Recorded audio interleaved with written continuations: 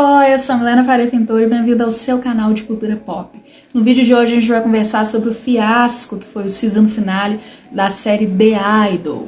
The Idol é uma produção da HBO, ou como diria Isabela Boscov, da HBO Max, produzida pelo Sam Levinson, sim, ele, o produtor de Euphoria, coproduzida e estrelada pelo polêmico The Weeknd.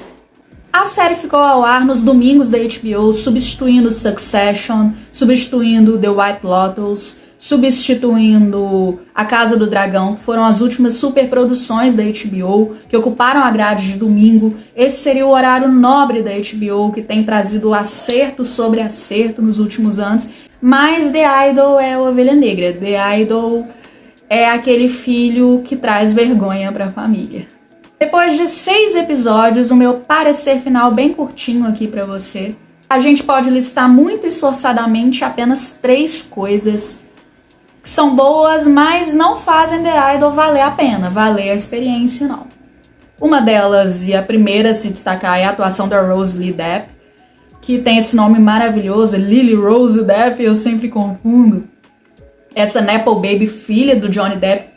E até um dia desse eu acreditava que ela era filha da Kate Moss. Fiquei chocada quando descobri que não é. Mas isso não faz dela menos Nepo Baby, porque ela é filha de um dos maiores atores de Hollywood. Escolheu seguir por esse caminho. Pode ser muito arriscado, mas na primeira cena de The Idol, ela já mostrou a que veio. E realmente ela é uma das únicas coisas boas a se destacar. E ao contrário do The Weeknd, ela não se queimou. Ela é quase como uma Ana de Armas, que apesar de Blonde ter sido horrível, conseguiu imprimir uma Marilyn fantástica. A segunda coisa que a gente pode destacar de boa nessa experiência terrível que foi assistir aos 6 episódios de The Idol é a trilha sonora. Realmente, desde a música de abertura até o cover que o The Weeknd fez de John Lennon, a série tem muito bom gosto no que se retrata a te marcar de maneira sonora. O The Weeknd deu a cara a tapa e apanhou. Ele quis aparecer, ele quis ser o astro, porque todo mundo sabe que essa série é mais uma realização visual de um garoto punheteiro. Ele e o Sam Levinson puseram pra fora tudo que eles sempre quiseram ver de cenas de sexo de mulher em uma série de maneira completamente gratuita que não agrega nada pro roteiro. É uma fetichização do papel da ídola adolescente absurda. E a terceira coisa é a fotografia. Nem tudo tá perdido em The Idol. A série é muito bonita visualmente falando. E não teria como ser diferente justamente por ser dirigida pelo Sam Levinson. Ele é o cara responsável por Euphoria. Euphoria é uma experiência sensorial. Eu tô falando de jogo de luzes, de enquadramento à la série italiana de máfia. Você pode me dizer, Milena, mas o cenário colabora também, porque a casa do The Weeknd é uma mansão, é Hollywood, tem essa coisa cosmopolitana. Euphoria tinha a casa da Rue, ela quebrando porta ainda conseguia ser linda. The Idol teria dado muito certo há 20 anos atrás, vamos lá, início dos anos 2000. Os paparazzis enlouquecidos, torcendo para que a Britney morresse, para que eles tivessem o ápice da tragédia dela nos tabloides. E a sexualização, que antes era uma sexualização velada dos artistas Disney e teen, essas artistas agora se tornando mulheres e tendo que se provar e desagradando aos pais dos adolescentes que eram fãs dela. Mas hoje em dia, esse tipo de produção não funciona mais. Por isso que tem tanto estranhamento. Por isso que não precisa ser nenhum crítico de cinema. Por isso que não precisa ser Carol Moreira, não precisa ser Michelle Arouca, não precisa ser Fernandinha Soares para entender que é uma série ruim. Não precisa ser a Isabela Boscov. Basta entrar no Twitter domingo à noite e ver um monte de gente falando: o que tá acontecendo? Que coisa sem sentido. Por que tem tanta estranheza depois de pessoas comuns assistirem The Idol? Porque a gente tá em 2023. Não funciona no nosso contexto. Não funciona no nosso viés cultural de agora. Qualquer um, até a minha mãe, ou uma mulher de 40 e poucos anos, liga e entende, fala: mas tinha necessidade dessa menina tá tão nua toda hora assim? Só aparece essa menina com esse rapaz fazendo coisinhas? Porque a série é basicamente isso. E a gente já tem uma maturidade cultural, a gente lê, a gente tem superproduções maravilhosas, a gente entende quando tá diante de algo ruim. E tinha tudo pra dar certo, cara. Eles trouxeram a Diane do Blackpink, tinha tudo pra ter um apelo grande com os jovens. O elenco é fantástico. Cara, eles trouxeram a Rachel Sennott, foi incrível em Shiva Baby. totalmente desperdiçada aqui, como a Leia. E eu arrisco a dizer que ela é o personagem mais palpável da série. O personagem mais real, mais próximo do que existem pessoas na vida real mesmo. Porque o Tedros, tentaram transformar o Tedros nessa figura vampiresca, que cheira pó o tempo todo e que fica sempre sujo de sobretudo de hobby e que manipula uma menina e toma as rédeas da vida dela, tal qual Britney Spears nos anos 2000, pelo Sammy, que foi completamente alienada por alguém que chegou e começou a atender telefonemas e no final estava definido até qual show ela faria ou não. A gente percebe que as pessoas ali estão se esforçando. Até o Troye Sivan, que não é ator, né, que interpretou o Xander, teve o ápice da participação dele, naquela cena dele sendo torturado, dos choques. Até ele foi bem, sabe? Se esforçou, tentou levar a sério. Eu sinto que tá todo mundo tal qual Will Smith em Esquadrão Suicida, tentando fazer com que isso aqui pareça sério o suficiente para não ser uma chacota. Esse problema de The Idol, ele é um drama que te faz rir. Existem muitos dramas que te fazem rir. Succession, você ri o tempo todo daquela família maluca. O problema é do riso involuntário. Não era a intenção do The Weeknd ser o bobo da corte. O cara, ele não tem carga emocional suficiente para um papel tão grande quanto esse. Eu imagino que seria The Idol com outro protagonista. Mas eu ainda acho que o problema tá no roteiro. E é isso que deixa a gente muito indignada, que era pra ter sido algo totalmente diferente. The Idol é uma série que se propôs falar sobre a exploração de uma jovem estrela, um ídolo da música, nessa fase de transição de adolescência para a vida adulta. De como Hollywood, de como a indústria musical tá pouco se fudendo pro trauma que ela acabou de passar de perder a mãe de câncer. A menina tava surtando, tentando se jogar do alto de um prédio, falando lé com cré, e a gravadora só quer que ela produza um novo hit porque ela não é mais rentável, porque ela não traz mais lucro, ela não é mais lucrativa. E é uma proposta incrível, tinha tudo para dar certo, até o ponto em que a série se torna metalinguística. Até o ponto em que a série se torna aquilo que ela tentou criticar inicialmente. A série foi exibida no Festival de Cannes, mostraram os 2 primeiros episódios e todo mundo detonou. Agora a gente entende por quê. Uma das piores dores do audiovisual, uma das piores dores da vida de modo geral é a dor do e se. E se tivesse sido diferente? A gente teve essa dor com a HBO há 4 anos atrás, com o final de Game of Thrones, que foi uma verdadeira lástima.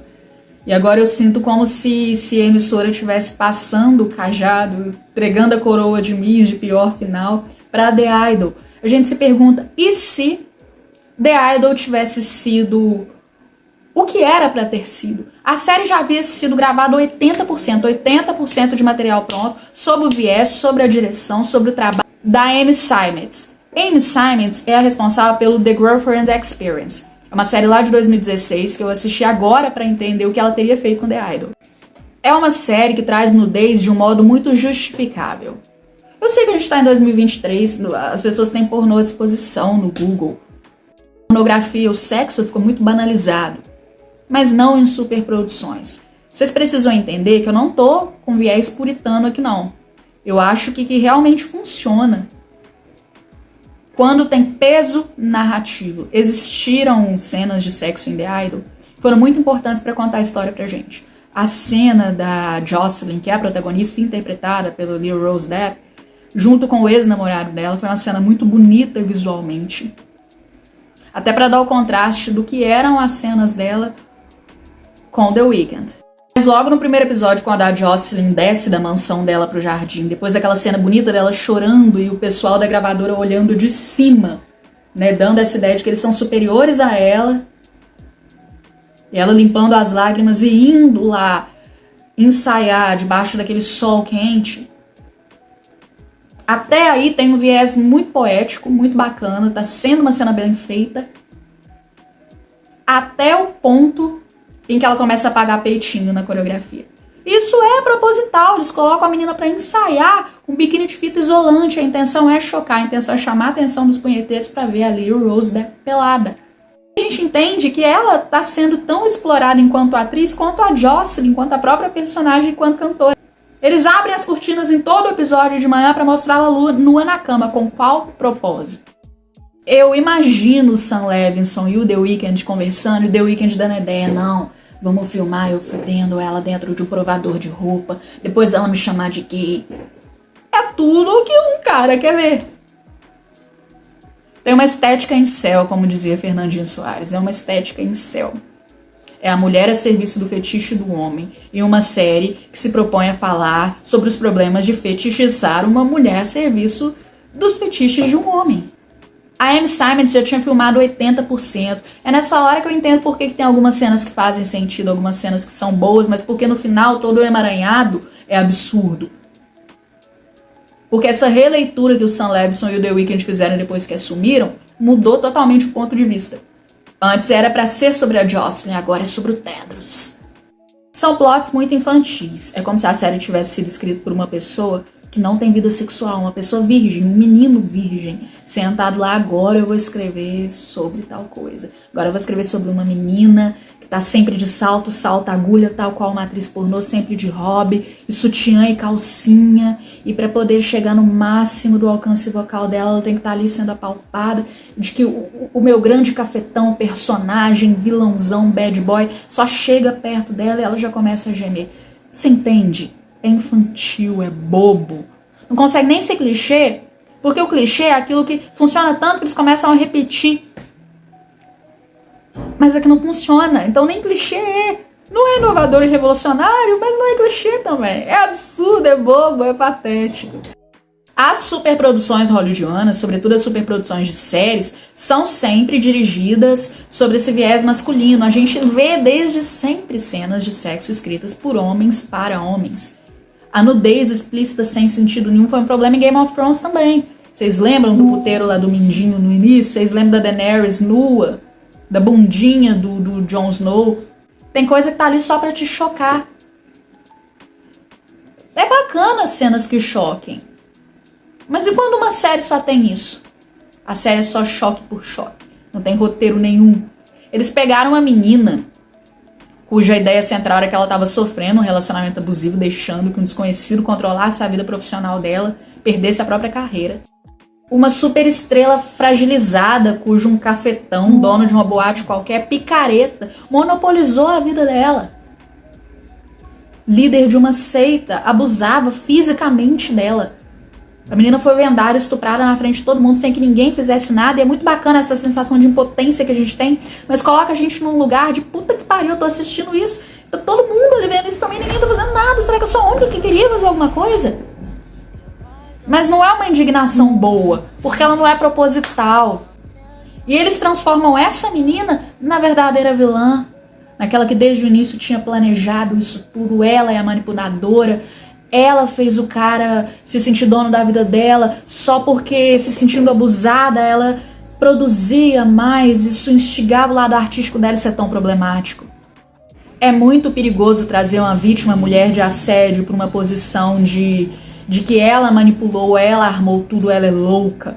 Porque a sociedade já tem esse roteiro pronto, esse roteiro pré-determinado, esse roteiro premeditado em situações de assédio público. De que não, ela armou isso, ela tirou ele do sério, ela fez esse plano porque hoje em dia tudo é assédio, tudo é agressão, e então a mulher pode armar pra pôr o cara na cadeia.